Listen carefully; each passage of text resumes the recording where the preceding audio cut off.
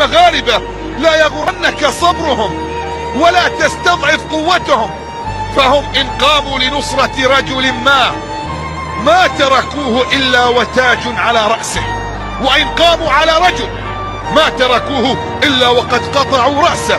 فانتصر بهم فهم خير أجناد الأرض، واتق فيهم ثلاثة، اتق فيهم ثلاثة: نساؤهم فلا تقربهم بسوء، أرضهم وإلا حاربتك صخور جبالهم، دينهم وإلا أحرقوا عليك دنياك، وهم صخرة في جبل كبرياء الله يتحطم عليها أعداؤهم وأعداء الله. هكذا وجدت المغاربة، هكذا هم بطيبتهم وتعاملهم ورقيهم وكرمهم. حفظ الله المغرب وأهل المغرب وأدامها دائما أبي